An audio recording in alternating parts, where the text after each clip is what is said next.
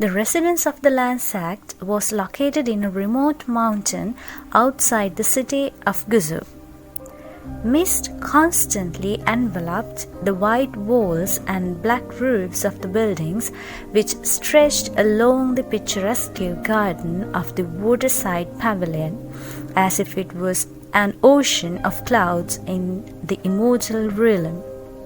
At dawn, the first rays of the morning sun shone through the hazy billows of mist that drifted far and wide, perfectly complementing its name, the cloud recesses. In such a tranquil place, one's heart would be like still water. Only the echoes of the bell tower could be heard vibrating through the air. Although it was comparable to a holy temple, the cold mountains still sent forth a lonesome air of Zen. However, the ambience was suddenly shattered by a long bell, giving a few shudders down the back of the disciples who were training or doing their morning readings. They couldn't help but to glance at the direction of the main entrance where the sound came from. Wei Wuxian was crying in front of the entrance, clinging onto his donkey. Lan Xiaoyi spoke. "Stop crying. You said that you liked Han Guanjun yourself. So, what are you wailing for now that he has taken you back?" Wei Wuxian pulled a long face. He never had the chance to summon Wennian again after the night at the Fan Mountain.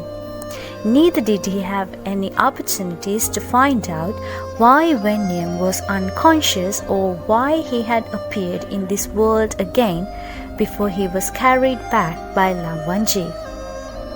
When he was in his early youth, he had came to study at the land sect for 3 months, along with the disciples of other clans. So he had experienced the Gusu land sect's dull, boring atmosphere in person.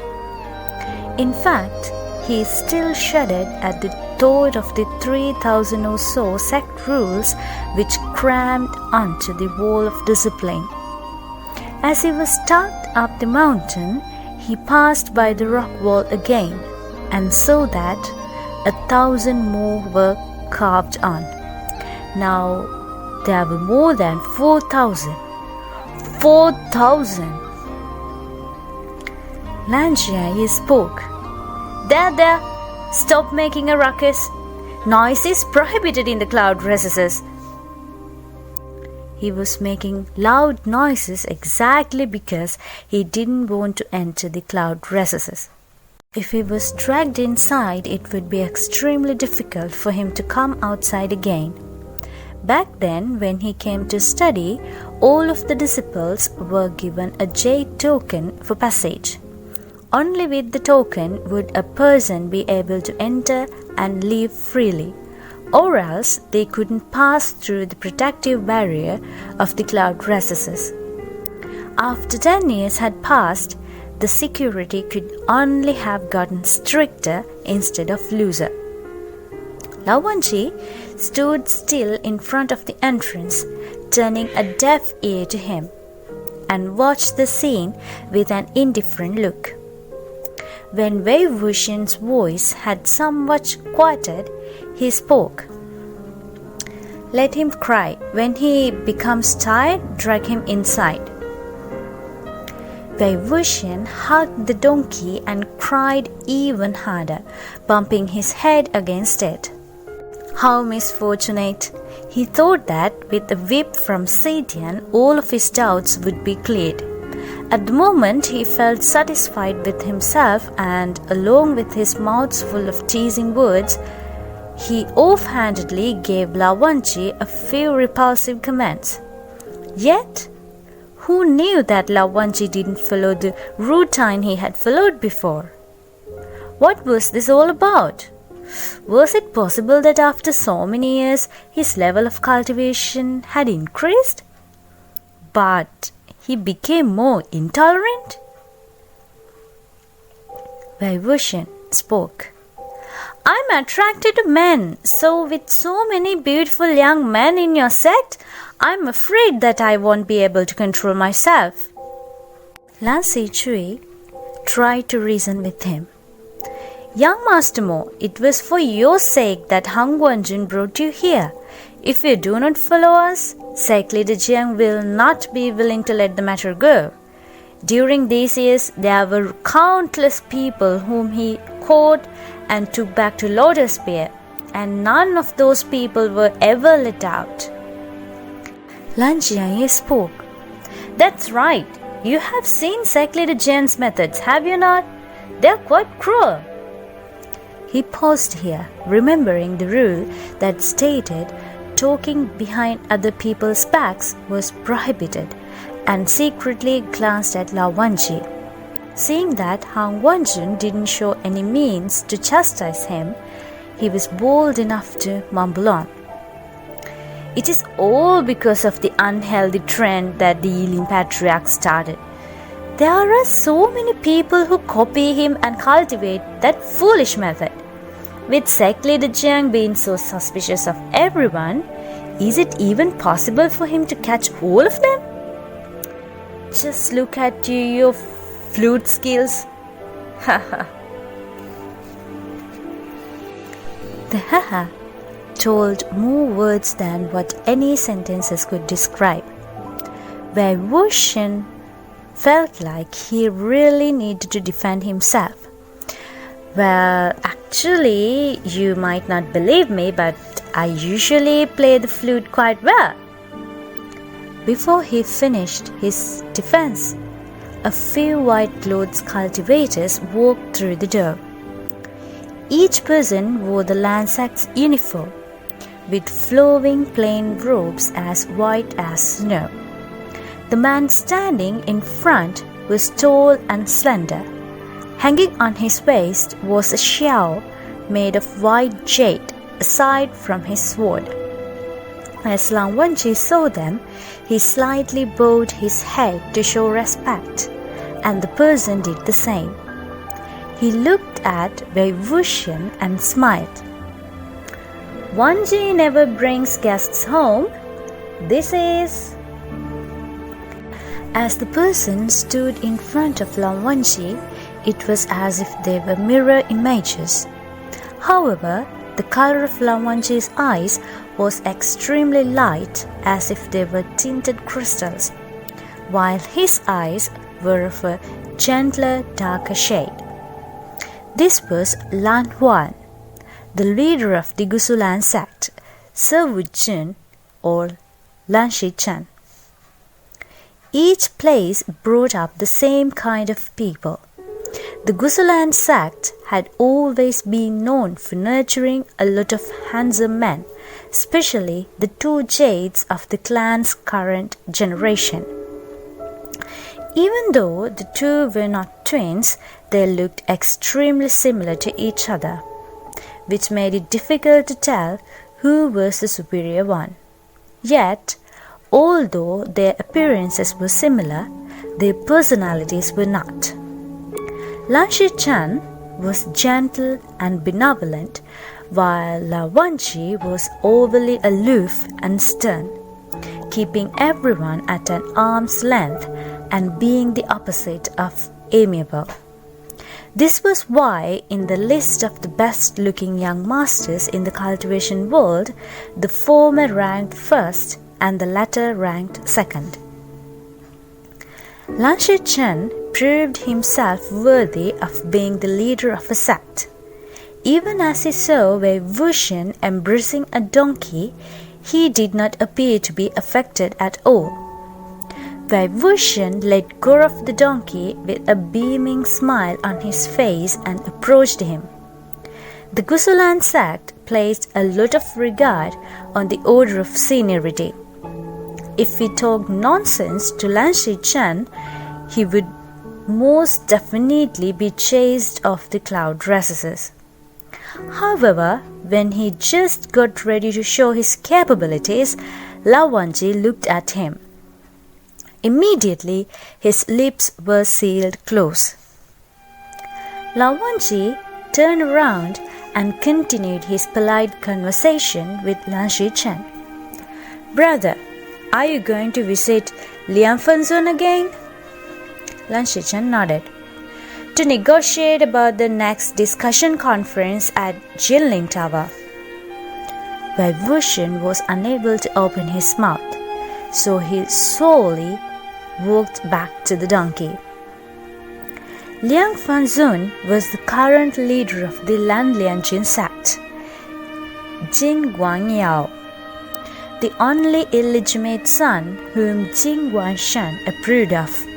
He was Jin Liang's youngest uncle, being half-blooded brothers with both Jin Liang's father, Jin Zixuan, and Mo Xuanyu. However, although they were both illegitimate sons, they were extremely different. While Mo Xuanyu was in Mo village, sleeping on the ground and eating leftovers, Jin Guangyao was sitting in the highest seat of the cultivation world, summoning the winds and controlling the rain. If he wanted to talk to Lan Shichen or initiate a discussion conference, he could do so however he wanted to. Then again, no wonder the sect leaders of the Lan and Jin sects personally went along quite well. After all, they were sworn brothers. Lan Shichen spoke. "Uncle has taken and examined what you brought back from Mo village." Hearing the words Mo village, Wei Wuxian automatically started to pay attention. Unexpectedly, he felt his lips apart. Lan Shichen had released his silence and spoke to Lao Wanji. "It is not often that you bring somebody home, being in such good spirits. You need to greet your guest with courtesy, unlike this." "Good spirits?" Wei Wuxian carefully looked at Lao Wanji's face. How could he tell that he was in good spirits? After watching Lan Shichen leave, Lao Wanji spoke. "Drag him inside." Then Wei Wuxian was indeed dragged into a place which he swore not to step inside again. In the past, only distinguished cultivators had came to visit the Lan sect, and never had anyone seen a guest like him before. The juniors all crowded around him, interested by this new turn of events. If not for the sect rules being so strict, there would definitely be bouts of laughter along the journey. Lan Jianyi asked, "Han Guanjun, where should we drag him to?" Lao Wanji replied, "The Jingshi." "The Jingshi?" Wei Wuxian didn't know what was going on. The rest stared among themselves, afraid to make any sound. It was Han Guanjun's bedroom and study, which he had never invited anyone inside. The furniture in the Jiangshi was extremely simplistic, without any unnecessary belongings. On the accordion partition, there was a painting of drifting clouds, floating and moving with its fine brushwork. A Gujin table lay horizontally in front of it.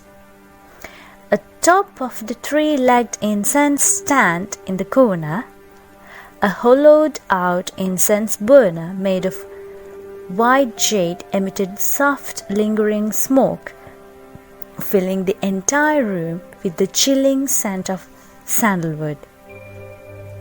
Lao Wanji went to see his uncle to discuss serious matters, while Wei Wuxian was pushed into the room. Right after Lao Wanji left, Wei Wuxian also went outside.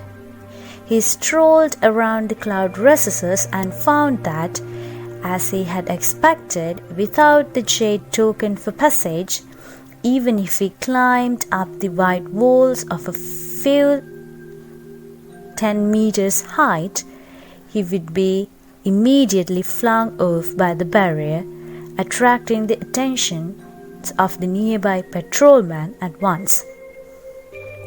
Wei Wuxian could only go back to the Jiangshi. He never really worried about anything, no matter what came across. He walked around the Jiangshi with his arms behind his back, firmly believing that sooner or later there would be a solution. The refreshing scent of the sandalwood was cold and clear. Although it wasn't sentimental, it had its own way of tugging one's heartstrings. With nothing to do, he started to think random thoughts. Lanchan happened to smell like this scent. His clothes were probably tinged with the fragrance when he was practicing his guqing or meditating here. After these thoughts, he couldn't help but to shift closer to the incense stand at the corner. With this shift, he became aware that beneath his foot, one piece of wood was significantly different from the other places. Wei Wuxian bent down and started to knock here and there due to curiosity. In his past life, he did a lot of digging pits, excavating graves, and finding holes in the ground. After a few moments, he turned a piece of board up. Finding a secretive space in Lao Wenji's room was already more than enough to surprise Wei Wuxian. However, after he saw what was hidden inside, he was even more surprised. After flipping the wooden board open, a mellow aroma had filled the air, unnoticeable when it was mixed with the sandalwood scent. 7 or 8 black jars were packed into a small square cellar. Sure enough, Lao Wenji had changed. He even started to hide liquor. The cloud recesses prohibited liquor. Because of this, the first time they met, they had a small fight. Lao Wenji ended up spilling a jar of the Emperor's smile, which he brought back from the city of Gusu.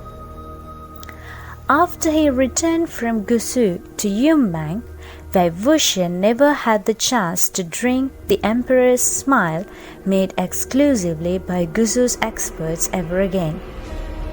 He had thought about this for his entire life, always telling himself to come back to taste it if he ever received the opportunity. But the opportunity never came. Hidden in here was no other than the liquor he didn't even need to open and taste it, and knew that it was an Emperor's smile just by the smell of it. He would never have thought that he would find a liquor hiding vault in the room of a person as scrupulous and abstinent as Lao Wenji's. Karma really outdid itself with this reincarnation. As Wei Wuxian exclaimed upon the matter, he finished one jar already. He had high tolerance for alcohol and loved to drink. After he came to the conclusion that Lao Wenji still owed him a jar of Emperor's smile and it was time to collect his interests, he drank another jar. When he was just starting to get tipsy, a thought suddenly passed his mind. How hard was it to get the jade token? In the cloud recesses, there was a cold spring with a lot of miraculous effects for the male cultivators to use. It was said to be able to calm down one's heart, clear one's mind, quench one's fire, and so on. When he went into the cold spring, he was bound to take off his clothing. Then, with his clothing already off, there would be nowhere to put it aside from holding it in his mouth, which was definitely out of question. Wei Wuxian clapped his hands and finished the last gulp in the jar. After searching, he found that there were no places to throw it away. So he filled the empty jars with clear water and sealed the lids again, stuffing them back inside and closing the wooden board. With this done, he ventured out to find the jade token. Although the cloud recesses had been burned down before the Sunshot campaign happened, the rebuilt structure of the area was the same. Wei Wuxian walked through the winding paths from memory and soon found the cold spring, situated at a quiet and obscure place. The disciple on duty for watching over the cold spring was quite a distance away. The female cultivators were in another quarter of the cloud recesses and didn't come here to use it. Nobody in the land sect did an impudent thing such as coming to the cold spring to watch others bathe. Anyway, therefore, the security wasn't strict at all, and it was extremely easy to overcome, making it easy for Wei Wuxian to go and shame himself. And coincidentally, there was a set of white clothes on top of the white rocks behind the crisscrossed eupatorium grasses, meaning that someone had already came. The set of white clothes were folded extremely neatly, almost making one's hair rise. It looked like a snow-white piece of tofu. Even the forehead ribbon was folded without any creases. As Wei Wuxian put his hand in and searched for the jade token of passage, he was almost reluctant to mess it up. Afterward, stepping over the bushes of eupatorium grasses, his gaze passed over the spring and suddenly halted. The water in the cold spring was freezing. Unlike a hot spring, there wasn't any vapor to shroud one's eyes, so it was possible to take a clear look at the upper half of the person in the spring who stood with his back to him. The person in the spring was quite tall. His skin was fair and his hair was black, wet and gathered to one side. The lines which outlined his waist and back were smooth, graceful, yet holding strength. In simpler terms, he was a beauty.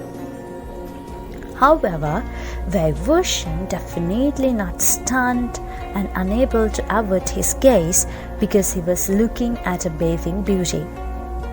No matter how beautiful he was, he wouldn't actually be attracted to men. Really, it was the thing on the person's back that made him unable to avert his gaze. There were dozens of intersecting scars.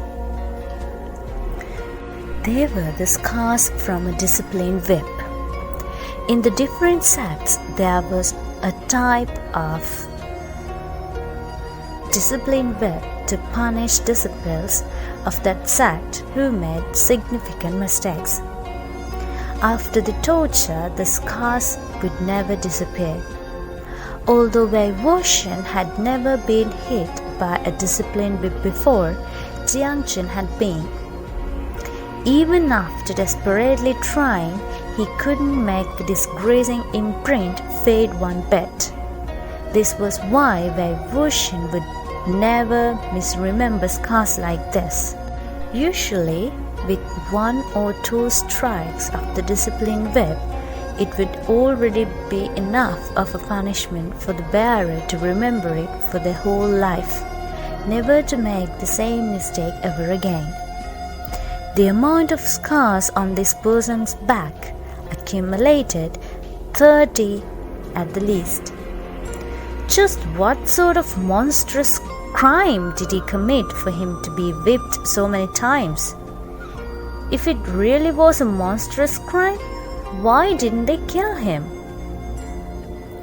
At the moment, the person in the spring turned around.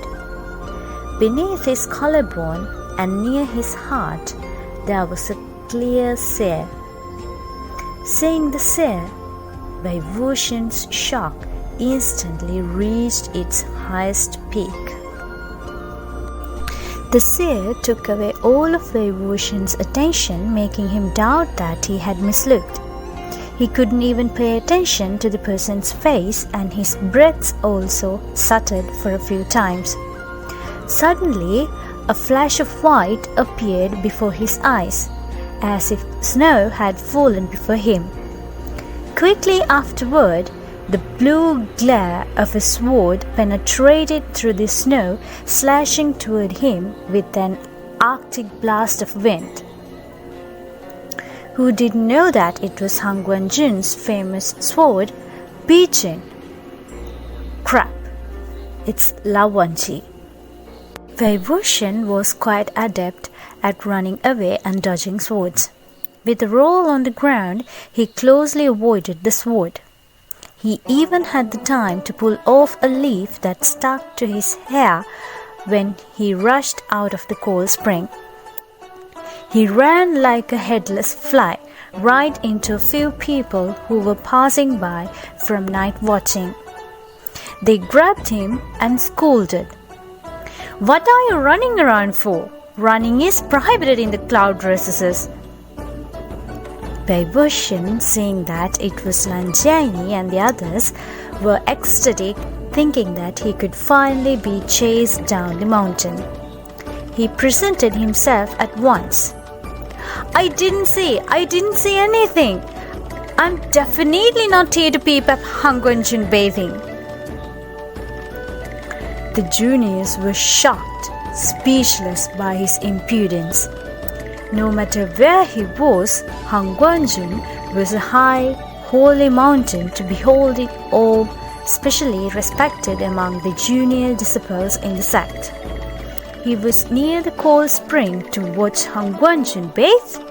Just thinking about such a thing would be the greatest crime, never to be forgiven. Lan Zichui was frightened to the point that his voice even changed. "What? Han Guangjun? Han Guangjun is inside?" Lan Jianyi seized him furiously. "You damn cut sleeve! Is he someone you could peek at?" Wei Wuxian struck the iron when it was still hot and confirmed his conviction. "I didn't see a single peek how Han Guangjun looks like without his clothes." Lan Jianyi fumed. "You're saying that 300 tails are not buried here? Well, if we did not, why are you sneaking around here? Look at you. You have no face to see anyone." Wei Wuxian covered his face with his hands. "Don't be so loud. Noise is prohibited in the cloud recesses." Amid the ruckus, Lao Wanji walked out from behind the layers of eupatorium grasses with his hair down, wearing a white robe. The conversation hadn't even finished yet, and he was already dressed in an orderly fashion.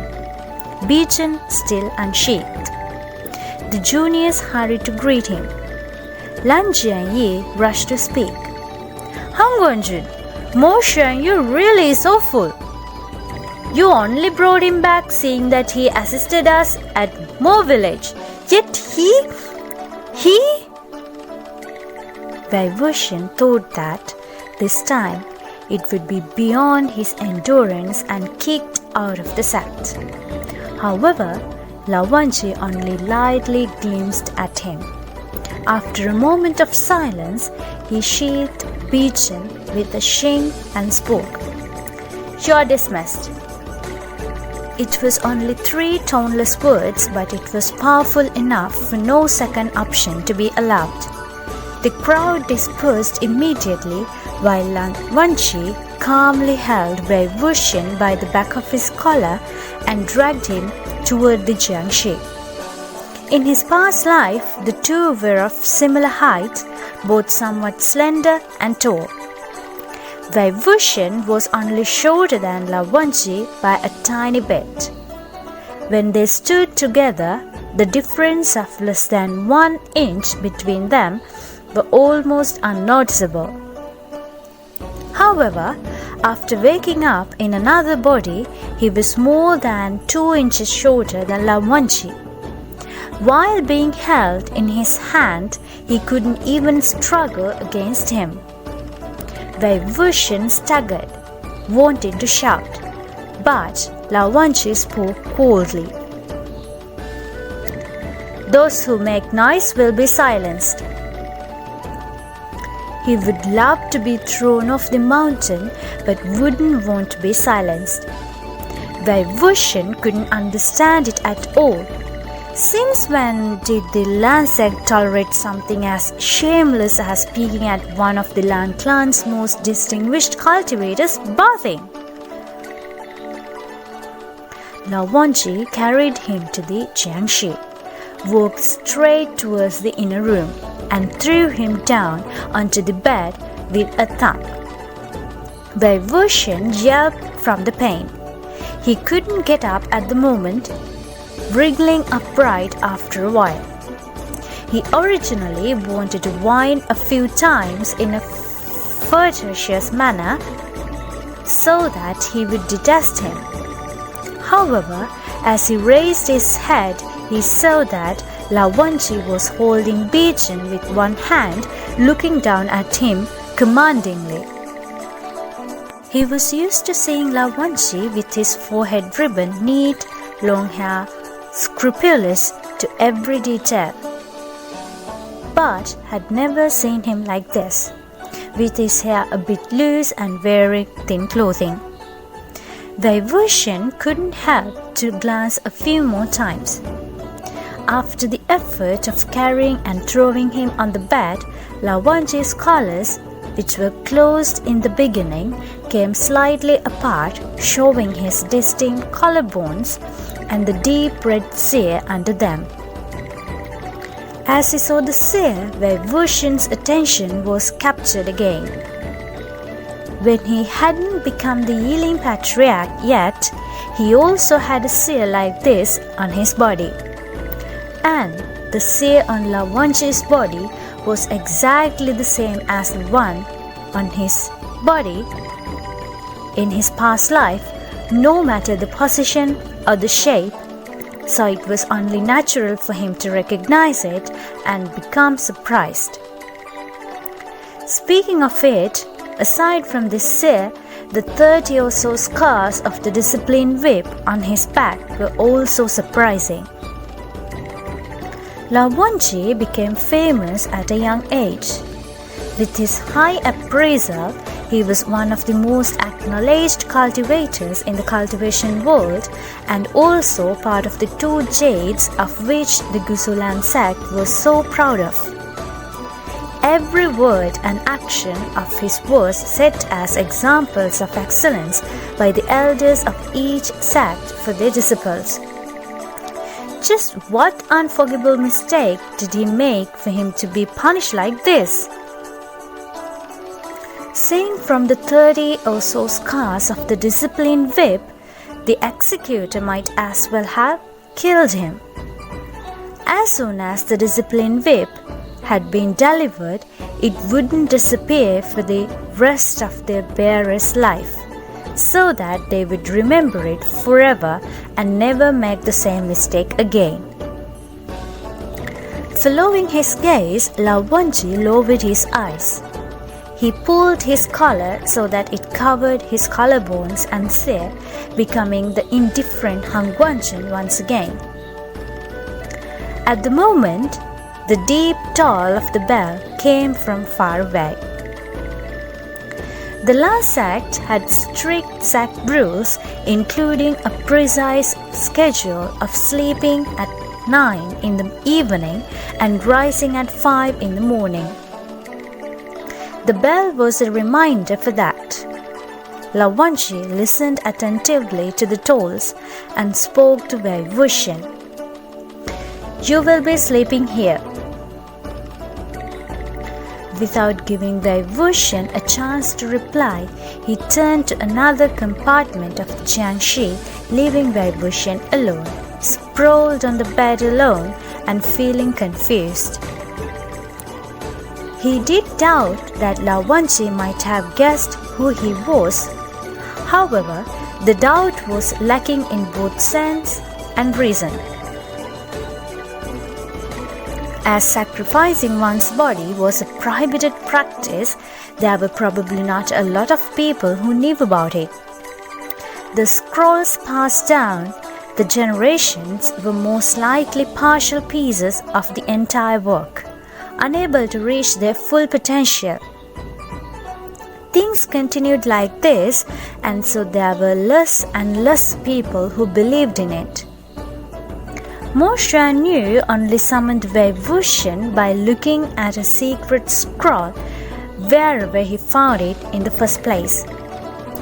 Anyhow, Lawanji couldn't have recognized him just from the awful flute melodies that he played.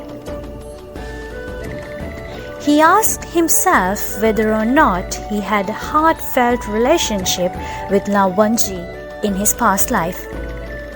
Although they had studied with each other, went on adventures, and fought together, all of these experiences were like falling petals and flowing water, coming and going. Lawanji was a disciple at the Gusulan sect, which meant that he had to be righteous, quite incompatible with Wei Wuxian's personality. Wei Wuxian thought that their relationship wasn't exactly bad, but it wasn't that good either. The chances were that Lawanji's opinion of him was the same as everyone else's, being overly wanton and not virtuous enough. It would have been only a matter of time before he caused a disaster. After Wei Wuxian betrayed the Yumenjian sect and became the Yiling Patriarch, he had a few significant disputes with the Lan sect, especially during the few months before his death. If Lawanji was sure that he was Wei Wuxian, they should have already been engaged in a large-scale fight. Yet, he wasn't sure what to make of the current situation. In the past, no matter what he did, Lawanji didn't tolerate anything. But now, even though he used whatever method he had up his sleeve, Lawanji could still tolerate him. Should he be congratulated because of his progress? After a while of staring at nothing, Wei Wuxian turned round and went off the bed. He lightly moved to the other chamber.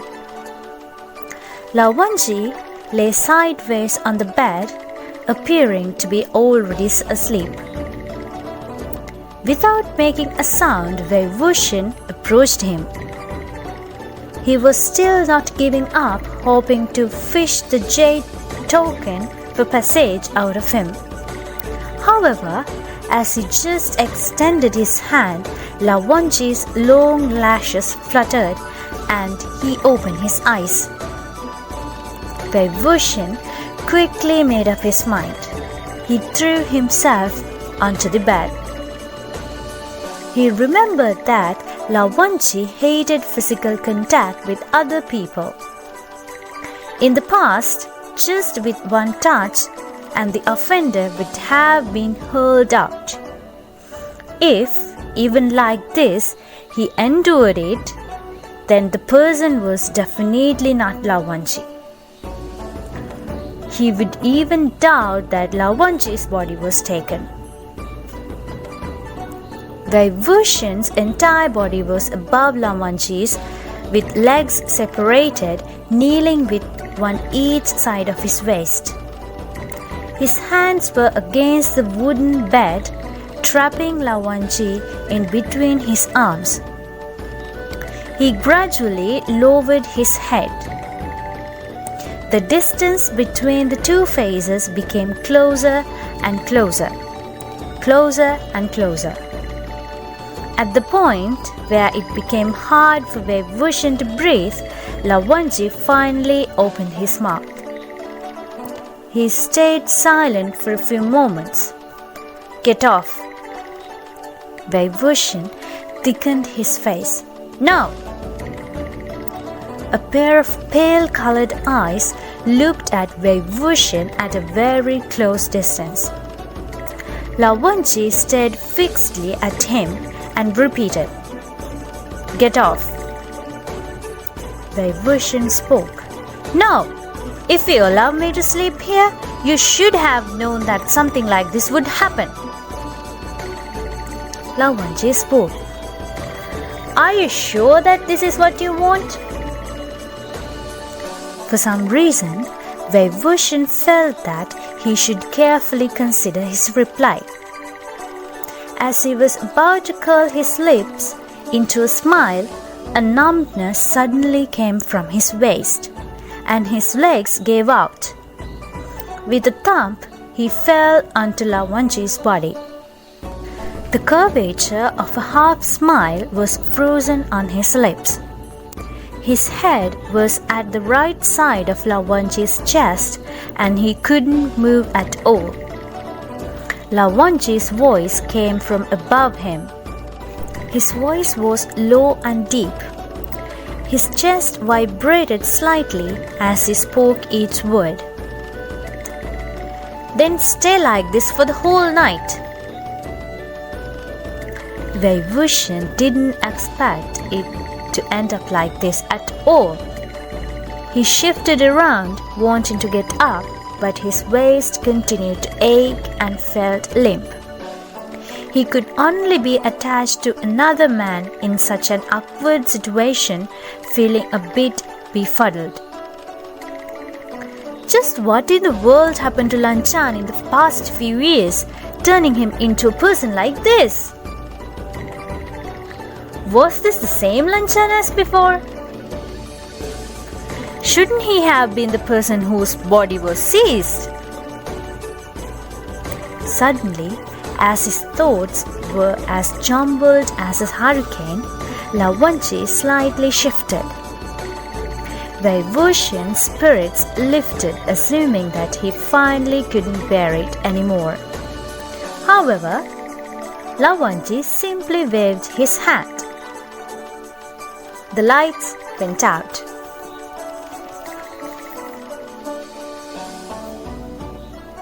At a later time, Wei Wuxian pondered upon the reason why his relationship with Lawanji wasn't good. Getting to the root of the matter, everything started when he was 15, coming to the Gusulan sect with Xiang to study for 3 months. This contains a story of Wei Wuxian's past life. There was a virtuous and prestigious elder in the Gusulan sect, Lan Qiren. Everyone in the cultivation world accepted 3 characteristics which described him: pedantic, stubborn, and a strict teacher who produced outstanding students. Although the first 2 points kept a lot of people at a respective distance to him, some even to the point of secret dislike, the last one made them try everything they could do to send their children to study under him. He had brought up quite a number of excellent disciples of the Lan sect. As long as they stayed a few years in his classroom, no matter how pathetically useless they were when they first entered, they would at least seem to be decent when they depart, especially in terms of appearance and etiquette. There were plenty of parents who were so excited that tears flowed down their cheeks when they picked up their sons. To this matter, Wei Wuxian declared, "Do I not seem decent enough as of right now?" Jianchen replied with a great deal of foresight, "You'd definitely be a mark of shame in his entire teaching career." At that year, aside from the Yumenqian sect, there were also the young masters from other clans sent to study here from parents who heard of the reputation. The young masters were all around 15 or 16. Because the sects all knew the others, although they weren't close, they had seen others' faces before. It was widely known that, although Wei Wuxian's surname was not Xiang, he was the leading disciple of the sect leader of the Yumenqian sect, Jiang Famian, and also the son of his friend who had passed away. In fact, the sect leader regarded him as his own child. This, along with how youths were not as concerned with status and ancestry as elders, they were soon friends. Only a few sentences passed, and everyone started to call others older brothers or younger brothers. Somebody asked, "The lotus pair of the Jian clan is much more fun than he, right?" Wei Wuxian laughed. "Fun or not fun depends on how fun you can make it to be. There's definitely less rules than here, and no need to wake up so early." The Gusulan sect wakes at 5 in the morning and rests at 9 in the evening, not allowing any delay. Somebody else asked, "When do you guys wake up? What do you do during the day?" Jianchen hummed. "Him? He wakes at 9 in the morning and sleeps at 1 during the night. When he wakes up, he doesn't practice his sword or meditate. He goes boating, swims around, picks lotus seed pods, and hunts for peasants." Wei Wuxian replied, "No matter how much peasants I hunt, I'm still number one." One youth spoke, "Next year, I'm going to Yumeng to study. Nobody can hold me back." A bucket of cold water was thrown on him. "Nobody would hold you back. Your older brother would just break your legs." The youth drooped at once. This was the second young master of the Qinghe sect, Ni Huasang. His brother, Ni Mingque, was extremely resolute when carrying out orders, quite renowned in the cultivation world. Although the brothers were not born from the same mother, their relationship was quite solid.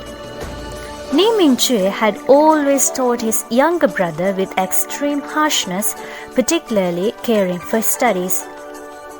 This was why, even though Ni Huasang respected his older brother, he was the most scared of Ni Mingque mentioning his schoolwork. Wei Wuxian spoke. "To be honest, Gusu is quite fun as well." Ni Huasang spoke. "Wei Xiang, listen to a sincere advice of mine. The cloud resistance is nothing like lotus pear. On this trip to Gusu, remember that there's one person whom you shouldn't provoke." Wei Wuxian asked, "Who? Lan Qiren?" Ni Huasang replied, "Not that old man. The one you need to be careful of is his proudest disciple named Lanchan." Wei Wuxian spoke. "The Lanchan from the 2 Jades of Lan? Lawanji?"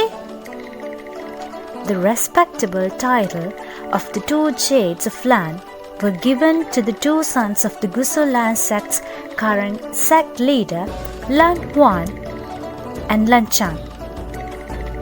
Just after they passed 14, they were deemed by the elders of each sect as exemplary models to compare with their own disciples. They were exceptionally famous among the juniors, so it was only natural that everyone recognized the names. Ni Huaisang spoke. But other Langwanji is there? Yes, it's that one. Oh gosh, he's the same age as you and I, but he has none of the energy of a teen. He's stiff and strict, even worse than his uncle. Wei Wuxian made the sound of an O and asked, "Is he a lad who looks quite pretty?" Jianchen sneered. "Is there anyone who looks ugly in the Gusolan sect? His sect doesn't even accept disciples with unclean features. If you can, find me one who has an average face." Wei Wuxian emphasized, "Very pretty." He pointed at his head, white from top to bottom, wearing a forehead ribbon and carrying a silver sword on his back. He looked rather handsome, but with his straight face, he looked like he was mourning. Ni Huaisang spoke assuredly. "That's him." After a pause, he spoke again. "But he had been doing secluded meditation for the past few days. You just came yesterday. When did you have the chance to see him?"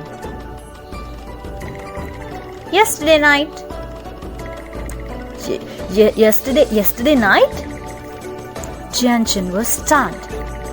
"There's a curfew in the cloud recesses. Where did you see him?" "Why don't I know about this?" Wei Wuxian pointed. "There!" He pointed to the top of a very tall wall. The others were out of speech. Jianchen even felt his head growing larger and clenched his teeth. "We just came and you got into trouble? What's the matter about?" Wei Wuxian replied with a grin. "There really isn't much. When we came, we passed that liquor shop called Emperor's Smile, right?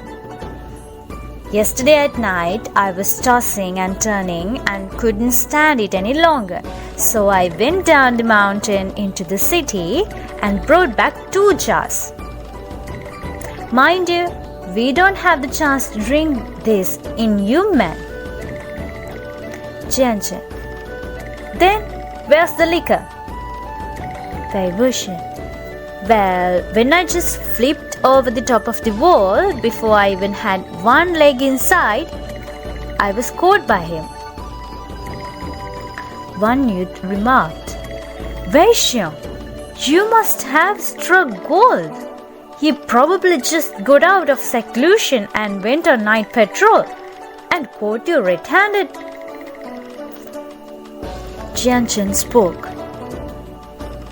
"Those who return at night won't be let in before 7 in the morning. How come he let you inside?" Wei Wuxian threw up his hands. "So he didn't let me in. He wanted me to move back the leg that had already stepped in. You tell me, how could I do that?" And then he came up, as light as a feather, and asked me what I had in my hands. Jianchen felt his head start to ache, indicating a foreboding feeling. "What did you say?" Wei Wuxian spoke. "It's Emperor's Smile. If I share a jar with you, you can pretend that you never saw me." Jianchen sighed. "Alcohol is forbidden in cloud recesses. That's a worse crime." Wei Wuxian spoke. "He said the same thing to me.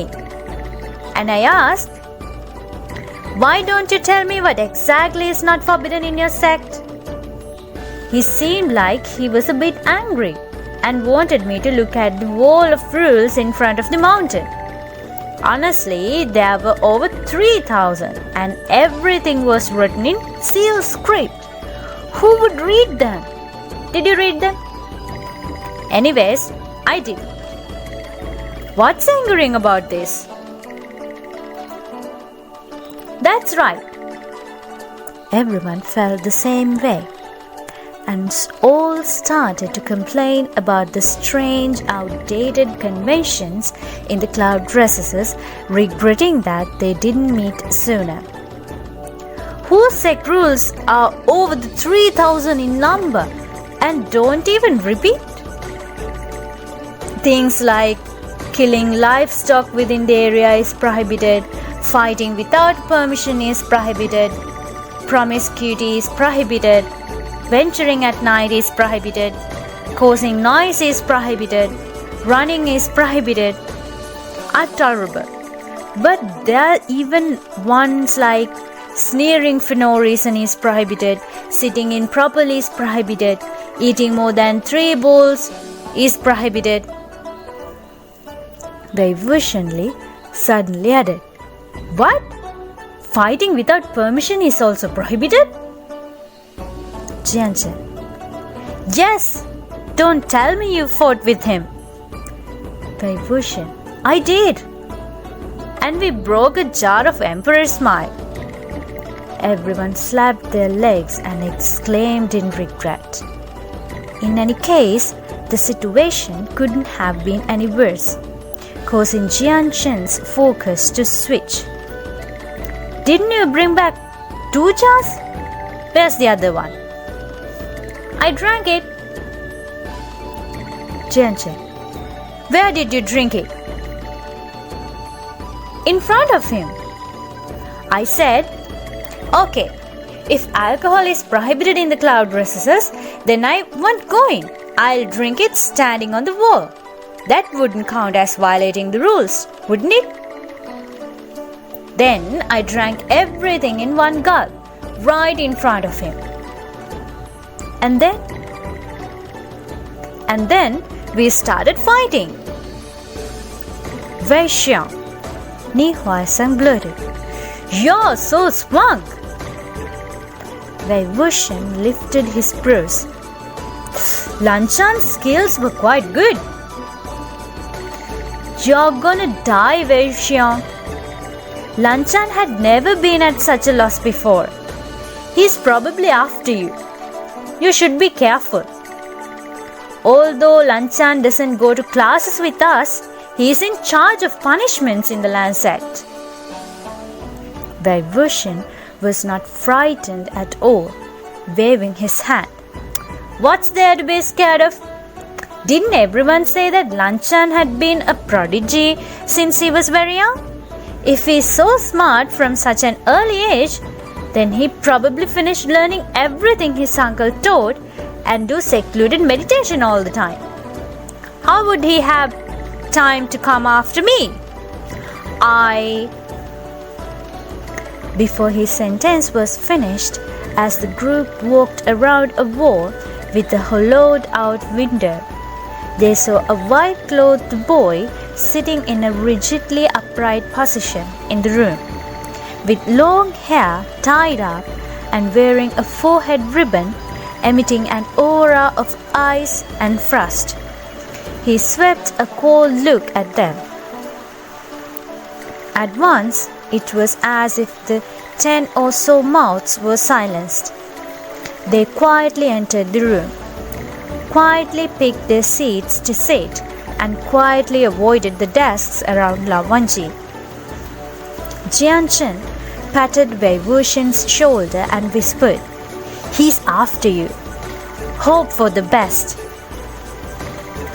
When Wei Wuxian turned his head, he could see the side of Lawanji's face. His lashes were long, appearing to be extremely delicate and elegant. His posture was also very upright, looking straight ahead. As he was just thinking about starting a conversation with him, Lanchiren walked into the room. Lanchiren was tall and thin, standing with a straight back. Although he had a long back goatee, he was definitely not old. And according to the tradition of the Guzulan clan producing beautiful men each generation, he was definitely not bad looking either. Yet, unfortunately, with the pedantic and stiff air that's surrounding him, nothing would feel wrong if one called him as an old man. He entered with a scroll in one hand. The long scroll of paper rolled all over the ground as soon as he opened it. And he started to talk about the rules of the Landsat. The faces of everyone in the room started to grow dark. As Wei Wuxian was bored, his gaze flew everywhere and landed on the side face of Lao Wanqi. He was shocked as he saw concentration and seriousness that were nothing like a facade. How can he listen so attentively to something so boring? Immediately in the front, Lanchiren slammed the scroll onto the ground and smiled bitterly. I am only repeating this one by one because nobody reads it, even though it was carved onto the rock wall. Hence, nobody will be able to violate them using ignorance as an excuse again. Even if I do this, there are still people who do not pay attention. Very well. I will proceed to talk about something else. Although his words could be applied to everyone in the room, Wei Wuxian's intuition told him that it was a warning directed at him. As he expected, Lanchiren spoke. Wei Ying? Wei Wuxian answered, Here. Let me ask you, are Yao, demons, ghosts, and monsters the same thing? Wei Wuxian smiled. No. Why not? How are they differentiated? Yao are formed from living non-human beings, demons are formed from living humans, ghosts are formed from dead humans, monsters are formed from dead non-human beings. Yao and monsters are often confused. What is an example that distinguishes the two? That's easy. Wei Wuxian pointed at the viridian tree outside of the room and replied. For example, a living tree was tainted with the energy of books, cultivated into a conscious being and caused mischief, it would be a Yao. If I took an axe and cut it in the middle so that only a dead tree stump was left and then it cultivates into a being, it would be a monster. What was the profession of the progenitor of the Qinghenier sect? A butcher. The heraldry of the Lanlinjian sect is a white peony. Which type of white peony is it? Sparks amidst snow. Who was the first in the cultivation world to focus on the rise of his clan rather than his sect? The progenitor of the Qishanwen sect, Wen Mao. His fluent answers made everyone's hearts skip a few beats. Although they felt lucky, they all prayed for him to not be stumped by any questions, so that Lanchiren wouldn't have the opportunity to pick on other people. Yet, Lanchiren spoke. As a disciple of the Yamenjian sect, you should have been very familiar with these and known them by heart since long ago. So, there is nothing to be proud of even if you answered correctly. Let me ask you again. There is an executioner with parents, a wife, and children. But before he died, he executed more than 100 people. He suddenly died in the public, and to punish him for his deeds, he was left on the streets for 7 days. With the repressed energy of resentment, he started to haunt and kill. What should be done? This time, Wei Wuxian didn't answer immediately. The others thought that he was confused and were all feeling restless. Lan Qiren scolded. Why are you looking at him? Think about this as well. Don't open your books. The disciples took their hands away from the books that they intended on quickly flipping through. They were confused as well, having died in the public and left on the streets for 7 days. It was definitely a fierce ghost and a ferocious corpse, and therefore a question hard to solve. Everyone hoped that the old man Lan wouldn't pick on them to answer. After a few moments, seeing that Wei Wuxian didn't answer, Lan Qiren seemed like he was thinking and spoke again. Wanji, you can tell him what should be done.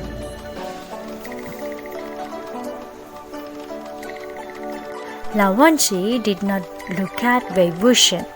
He nodded to indicate respect and spoke in a monotonous voice. First, liberate. Second, suppress. Third, eliminate. The initial approach is to utilize the gratitude of his relatives and grant his dying wish, set free what he could not let go of. If it fails, suppress it. If the crimes were extremely wrongful and its energy of resentment does not dissipate, exterminate it completely. The cultivation world should precisely keep to this order of measures. No errors should be allowed. Everyone let out a long breath, thanking the heavens because Lao Wanji was the one the old man selected. Else, if it were their turn, it would be hard to not overlook a few steps or mix up the order. Lan Qiren nodded with satisfaction. Not a single mistake was made. With the pause, he spoke again. No matter in terms of cultivation or as a person, one needs to be as solid as this. If one becomes complacent and proud just because they defeated a few simple mountain beings in their home and hold some empty reputations, one would definitely bring disgrace upon themselves, sooner or later. Wei Wuxian raised his brows and took a look at the side of Lao Wanji's face. He thought, so apparently this old man meant it for me. He called his best pupil to listen with us in order for me to watch. He spoke. I have a question. Lan Qiren replied. Speak. Wei Wuxian. Although liberation comes first, it is often impossible to grant his dying wish. Sounds simple. It would be easy if the wish was a new piece of clothing. But what if the wish was to kill lots of people for revenge? Lao Wanji. Thus, suppression assists liberation. If it is necessary, elimination would also follow. Wei Wuxian smiled. Such a waste. He paused and continued. It wasn't that I didn't know of this answer. I was only thinking of a fourth path. Lan Qiren spoke. I have never heard of any fourth paths. Wei Wuxian spoke. Because the executioner died in such a way, it is only natural that he turned into a ferocious corpse. Since he executed more than 100 people before he died, why not dig up the graves of these people, arouse their energy of resentment, collect the heads of those 100 people, and use them to fight with the ferocious corpse. Lawanji finally turned round to look at him. His brows were knit, still expressionless. Lanchiren was so angered that his goatee was quivering. He shouted, "How dare you!" Everyone in the room was stunned. Lanchiren sprang to his feet. The essence of exorcising demons and annihilating ghosts is to liberate. You do not study the methods of liberation and even think about increasing their energy of resentment? You reverse the natural order and ignore ethics and morality. Vaibhushan replied, "There are some things that have no use after liberation. So why not find a way to make use of them? When you, the great, tamed the flood, obstruction was the inferior method and redirection was the superior. Suppression is the same as obstruction. So, isn't it inferior?" Lanchiren hurled a book toward him, but he flinched to the side and avoided it.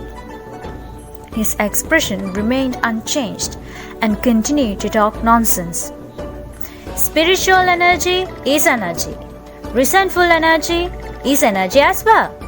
Spiritual energy is stored in the dantian. It can split mountains and fill oceans, available for human use. If so, then why can't resentful energy also be used by humans? Another book came flying from Lanchiren. He spoke harshly. "Then, let me ask you again. How do you make sure that the resentful energy only listens to you and does not harm others?" Vaibhushan ducked while speaking. "I haven't thought of it yet." Lanchiren raged. "If you thought of it, the cultivation world would not allow your existence. Get out!" Vaibhushan couldn't be more glad and quickly went out. He wandered about the cloud recesses for the morning, picking flowers and playing with grasses. After everyone finished the lesson, they finally found him on the roof of a tall wall. Vaibhushan was sitting on the grey tiles of the ledge, holding a piece of grass in his mouth. His right hand was under his cheek and sat with one leg propped up and the other hanging down, swaying lightly. The disciples down there pointed at him. "Wei Xiang, how admirable of you! He told you to get out? And you really went outside! Ha ha ha! After you went, a long while passed before he finally understood what happened. His face was so purple." Vaibhushan chewed on the grass and shouted to it below him. He asked, and I answer. If he tells me to get out, I will get out. What else does he want me to do? Xiang spoke. Why does it seem like Old Man Lan is especially strict towards you? He always directs his scolding at you. Jiangchen hummed. It serves him right. What sort of answer is that? It's fine if he spouts these nonsense at home, but he dared to say these in front of Lanchiren? He's seeking his own death. Vaibhushan spoke. No matter how I answer it, he wouldn't like me, so I might as well just say what I wanted to say. Anyways, I didn't try to offend him. I was just answering properly. After thinking for a moment, an expression of envy and yearning appeared on Xiang's face. To be honest, Wei Xiang's words were quite interesting. Spiritual energy can only be obtained through cultivation, and taking great pains to form a golden core. It would take I don't know how many years to do, especially for someone like me, whose talent seems as if it was gnawed by a dog when I was in my mother's womb. But resentful energy are from the fierce ghosts. If they can easily be taken and used, it would be beyond wonderful. A golden core was a core formed by cultivators after they had cultivated to a certain point. It can store and control spiritual energy. After the core was formed, the cultivator's level of cultivation would increase at a rapid speed and become better and better. Else, they would only be a low-end cultivator. If disciple from a prominent clan forms the core at a later age, it would be a disgrace to tell other people of it. Yet, Xiang didn't feel ashamed at all. Wei Wuxian also laughed. I know, right? No harms come from using it. Jianchen warned. That's enough. It's fine if we talk about it, but don't actually walk such a crude path. Wei Wuxian smiled. Why would I leave the nice broad road and walk on a single plank bridge on a dark narrow river instead? If it really is that easy, people would have already walked on it. Don't worry, I was just asking and I was just answering. Hey, are you guys coming? Since it's not curfew yet, hunt for peasants with me. Jianchen scolded. What do you mean hunt for peasants? Why would there be peasants here? First, go copy righteousness. Lanchiran asked me to tell you to copy the virtue section of the righteousness for 3 times so that you can learn what natural law and moral it is. Righteousness was the collection of the Lancet's rules. The Lancet rules was too long, so Lanchiran revised them into a thick collection. The sections virtue and conduct were 4/5 of the whole book. Wei Wuxian spat out the grass which he held in his mouth and dusted his boots. 3 times? I'd fly up to heaven if I just copied them once. I'm not from the Lancet and don't intend to marry into the Land clan. So why should I copy the sect rules of this sect? I'm not gonna copy. Xiang quickly spoke. I'll copy for you. Wei Wuxian. No good person does favors for others out of the blue. Tell me, what do you want me to do? Xiang replied. It's like this way, Xiang. Old Man Lan has a bad habit. In the middle of his sentence, he suddenly paused and coughed dryly, opening up his fan and shifting to the side. Wei Wuxian knew that something was wrong. He turned round and sure enough, Lawanchi stood under an ancient verdant tree and gazed in their direction, carrying the beechen sword on his back. He looked like a jade tree reflecting the mottled shadows of leaves and sunlight. However, his stare wasn't kind at all, as if it could lock them in a cavern made of ice. Everyone knew that their shouts were a bit too loud and the noise had probably led him over, so they all shut their mouths. Yet, Wei Wuxian jumped down and gravitated toward him. Wanji Xiang! Lawanji turned around and immediately walked away. Wei Wuxian cheerfully went after him and yelled, Wanji Xiang, wait for me! the white cold figure flashed behind the tree and suddenly disappeared without a trace, clearly showing that Lavanchi didn't want to converse with him. Having received only a wave from behind, Wei Wuxian turned round and complained to the others. "He ignored me!" "Yeah," Ni Huaisang spoke. "It looks like he really hates you." "Wei Xiang, Lawanji usually..." "No, he never does something so impolite." Wei Wuxian, "He hates me already. I wanted to apologize to him." Jian Chen sneered. "Apologizing now? Too late. Like his uncle, he surely thinks that you are evil and unruly to the core, and didn't bother to pay you any attention." Wei Wuxian thought otherwise. He chuckled. "Who cares if he ignored me? Does he look pretty?"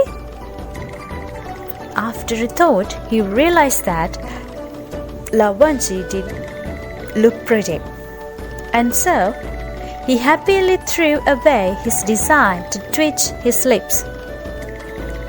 Only after 3 days did Wei Wuxian finally know of Lan Qiren's bad habit.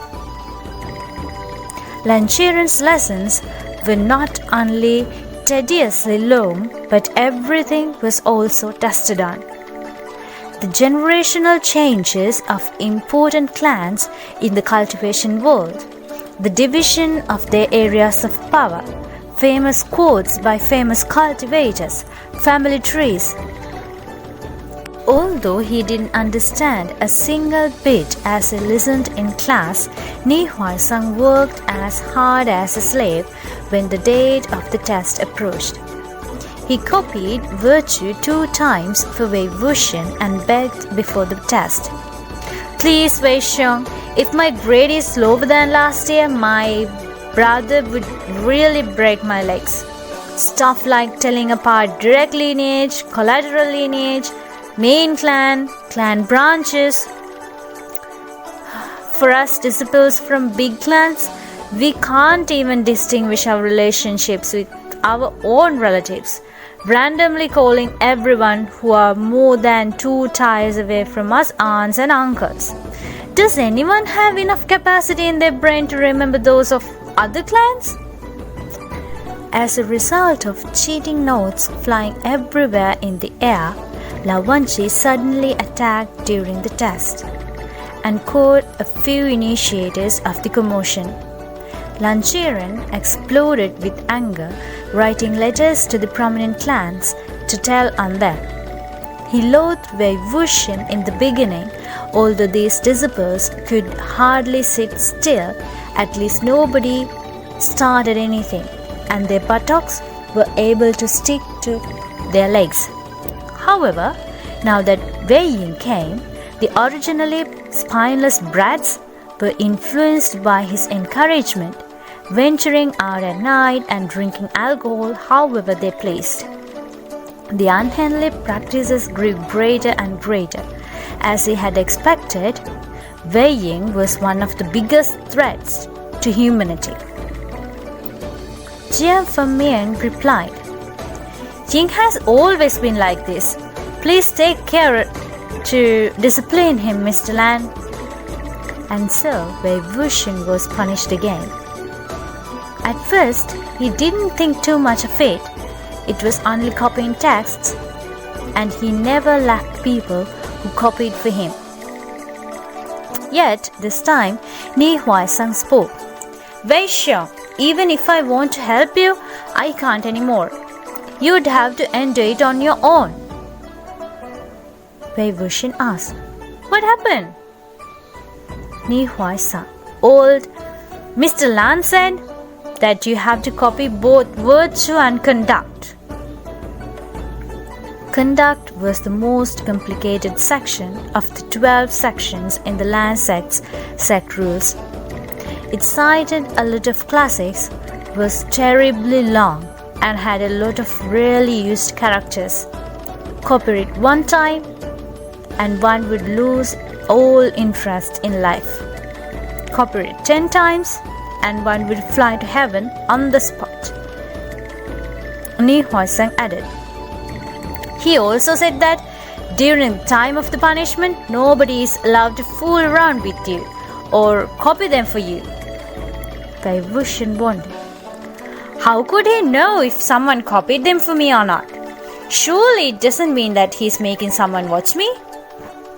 Jianchen spoke. That's exactly the case. Wei Wuxian spoke. What did you say? Jianchen.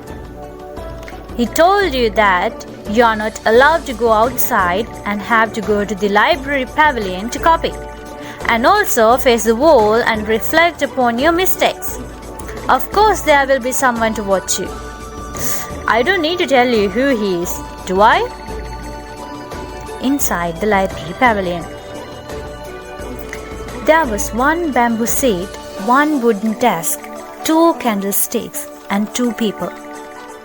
One sat in a proper position, but on the other side, Wei Wuxian had already copied conduct for more than 10 pages. His head felt dizzy and his heart felt bored, so he dropped his pen to take a breath and looked across. When he was still in Yunnan, there were a lot of girls who envied that he could come and study with Lao Wanji. They said that each generation was full of nice-looking men, especially the brothers, part of the 2 jades in the current generation. Before this, Wei Wuxian never had the chance to carefully examine the front of his face. Now that he had a look at it, he started to think random thoughts. He looks quite nice indeed, yet if only those girls could come and see him with their own eyes, looking as bitter as if everyone had offended him or his parents died. It wouldn't matter, no matter how nice his face looks. Lao Wanji was recopying ancient books, which were not only old but also unavailable to most others. In the Landsec's library pavilion, his brushstrokes were slow and steady, and his handwriting was neat yet sharply vigorous. Wei Wuxian couldn't help but to compliment him sincerely. Those are some great characters. They are of the top level. Lao Wanji remained indifferent. Wei Wuxian rarely kept his mouth shut for such a long amount of time. Feeling suffocated, he thought, I have to sit in front of such a stuffy person for so many hours each day for a month. Would I even survive? At this point of thought, he couldn't help but slightly tilted his body forward.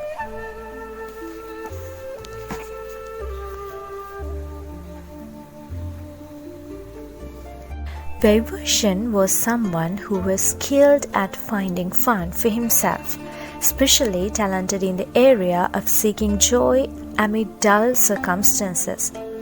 Since there wasn't anything else to play with, he could only play with Lao Wanji.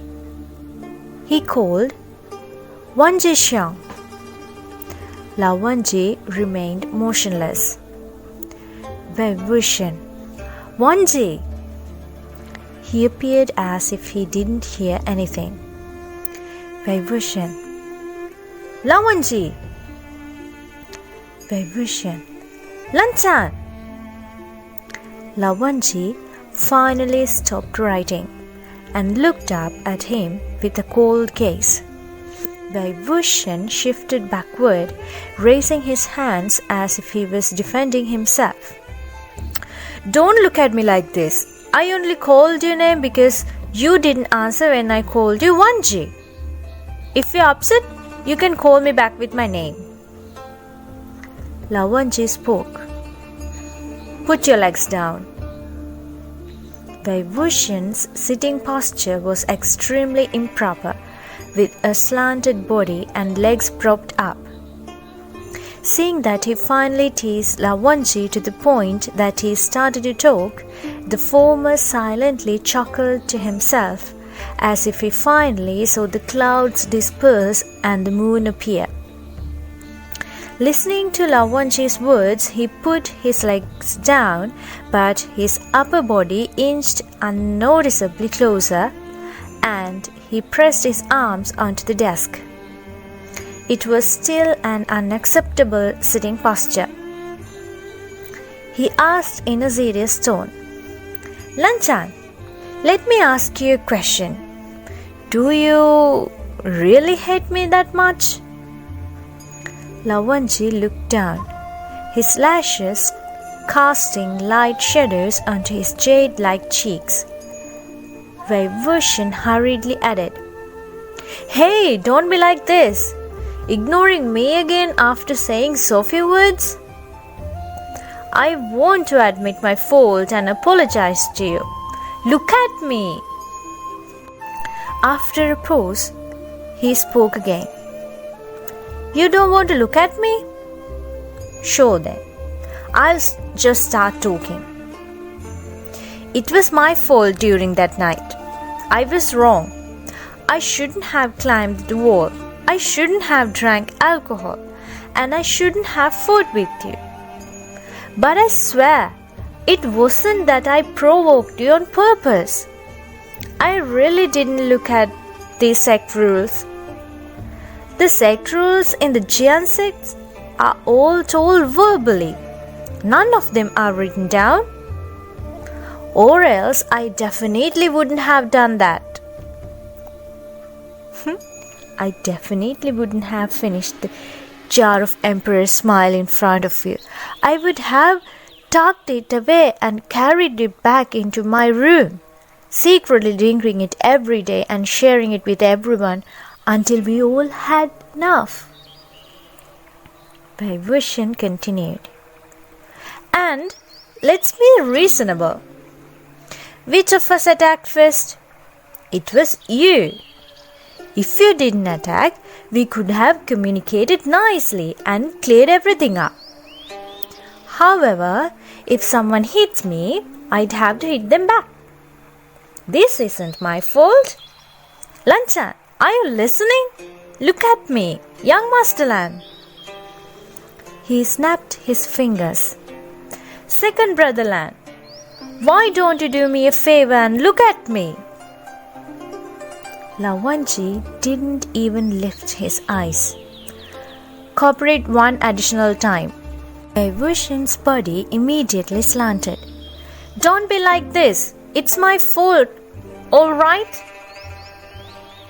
Lao Wenji exposed his lie mercilessly. "You do not feel any remorse." Wei Wuxian spoke as if he didn't have any dignity. I'm sorry.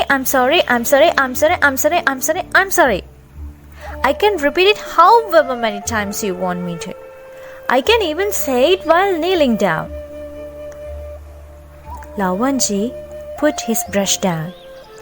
Wei Wuxian thought that the other couldn't endure it any longer and finally wanted to beat him up. Just as he got ready to put on a goofy grin, he discovered that his upper and lower lips seemed like they were glued together. So he couldn't laugh. His face quickly changed. He struggled to talk.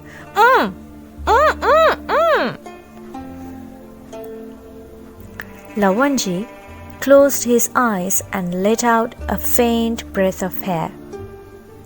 When he opened his eyes, the calm expression returned again. He picked up the brush again, as if nothing had happened. Wei Wuxian had been aware of the hated silencing spell of the land sect since long ago, and he refused to believe it. Yet, after making every effort, scratching the corners of his lips red, he still couldn't open his mouth no matter what. And so, he grabbed a piece of paper, wrote as if his brush was flying, and threw the paper over. Lawanji glanced at it. "Pathetic," he responded, crumpling it into a ball and tossing it away. Wei Wuxian was so angry that he rolled around on the mat, climbed up, and wrote another one, slamming it in front of Lawanji. Again, it was crumpled into a ball and tossed away. The silencing spell was only removed after he finished copying. The second day, when he came to the library pavilion again, the balls of paper, which landed everywhere, were all taken out. Wei Wuxian had always forgot about the pain after the cut healed. Although on the first day he suffered greatly from the silencing spell, after a few moments his mouth started to itch again. After recklessly speaking a few times, he was silenced once more. He couldn't open his mouth, so he scribbled on paper and pushed them to Lawanji, who crumpled it and threw it onto the ground. The same thing happened on the third day. He was silenced time after time. However, on the last day of him having to face the wall and reflect, Lawanji noticed that Wei Wuxian seemed somewhat different. During his stay at Gusu, he left his sword all around the place and was never seen carrying it properly. Yet, he took it with him today, loudly slamming it onto the desk. He even went as far as to start writing without a word, contrasting his usual behavior of relentlessly harassing Lawanji in every way possible. He was so obedient that it was strange. Lawanji didn't have reason to silence him, so he took a few more glances at him, as if he didn't believe that Wei Wuxian was finally willing to behave himself. As he had expected, after a short while of sitting down, Wei Wuxian repeated his past conduct again, giving Lawanji a piece of paper for him to see. Lawanji originally thought that it was going to be a mess of lame phrases again, but after a coincidental glimpse, he was surprised to find the drawing of a person sitting upright and reading by the window, with a vividly realistic expression on his face. It was himself. Seeing that he didn't avert his gaze at once, Wei Wuxian curled his lips and raised his eyebrow with a wink. No words were needed, since the meaning was plain to see. "Does it look like you? Is it good?" Lawanji slowly spoke. "You have spare time, yet you scribble instead of copy the text? In my opinion, the day of your release from this punishment will never come." Wei Wuxian blew on the ink, which hadn't dried yet, and spoke nonchalantly. "I already finished copying, so I won't be coming tomorrow." Lawanji's slender fingers seemed to have paused before flipping over the next yellow-tinted page. Surprisingly, Wei Wuxian wasn't silenced. As he didn't provoke any reaction, Wei Wuxian lightly threw the drawing. "It's yours." The drawing was thrown onto the mat, but Lawanji didn't have any intention of picking it up. During these days, the paper which Wei Wuxian wrote on to curse him, cajole him, apologize to him, beg him, and other messy scribbles all ended up this way. He was used to it and didn't mind. He suddenly added, "I forgot. I need to add something else." After his words, he picked up the paper and his brush and added a few strokes. He glanced at the drawing, then the actual person, and fell toward the ground in laughter. Lawanji put down the book and saw that Wei Wuxian added a flower onto the drawing where the side of his head was. The corners of his lip seemed to have twitched. Wei Wuxian crawled up and spoke before him. Pathetic, right? I just know that you're gonna say pathetic. Can't you switch to something else? Or add another word to it? Lawanji replied coldly. Extremely pathetic. Wei Wuxian clapped his hands. So you really added another word to it? Thank you. Lawanji turned his gaze away, picked up the book which he put on the desk and opened it again. He only took one look at before he hurled the book away as if he was burned by fire.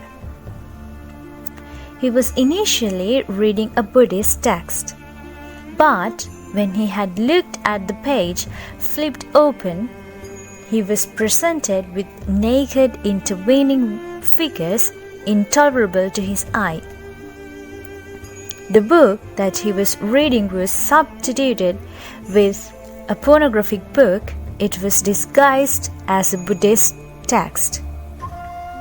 Even someone without a brain would have guessed who had done the deed. It must have been done when somebody took the opportunity that opened up when his attention turned to the drawing.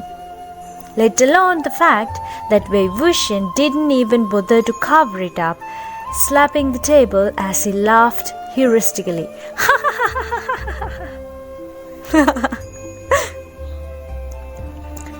As the book was thrown on the ground, Lawanji seemed as if he was escaping from snakes or scorpions, falling back to the corner of the library pavilion in less than a second. He roared with rage. Wei Yin! Wei Wuxian almost rolled under the desk from laughter, raising a hand with much difficulty. Here! I'm here! Lawanji swiftly drew his sword, beaten. Ever since they had met, Wei Wuxian had never seen him appear so discomposed. He hastily grabbed his own sword, drawing his sword so that a third of the blade was out. He reminded Lawanji, Manners! Second Master Lan, what's your manners? I brought my sword today as well. If we start fighting, would your library pavilion be fine? He knew that Lawanji would be shamed into anger, so he went out of his way to carry his sword for self-defense, so that he wouldn't be accidentally stabbed to death. The blade of Lawanji's sword pointed at him. Fire could almost be seen sprouting from his pair of light-colored eyes. What sort of person are you? Wei Wuxian responded. What sort of person could I be? A man. Lawanji lashed out. You have no shame. Wei Wuxian. Do I need to be ashamed about this? Don't tell me you've never seen something like this before. I don't believe you. Lawanji's weak point was that he didn't know how to argue. After a moment of silently holding back, he pointed his sword at Wei Wuxian. He spoke with a frigid face. You, go outside. We have fought before. Wei Wuxian shook his head a couple of times, pretending to be docile. Nope. Don't you know, Grandmaster Lan? Fighting without permission is prohibited in the cloud recesses. He proceeded to pick up the book which he was thrown away but Lao Wanji went before him, snatching it in his hand. Wei Wuxian quickly guessed that he was going to use this as evidence to report him. He deliberately spoke. "Why are you grabbing it? I thought you didn't want to read it. Now you do? Actually, even if you want to read it, you don't have to fight for it. I borrowed it exclusively for you. Anyways, now that you've seen my pawn, you've become my friend. We can continue to exchange opinions and..." Lao Wanji's whole face turned white. He spoke one word at a time. "I will not read it." Wei Wuxian continued to distort the facts. "If you won't read it, why did you grab it? Secretly keeping it? You can't do that. I borrowed this from someone else, so I'd have to return it after you read it." Hey, don't come here. You're too close. I feel nervous. Let's talk nicely.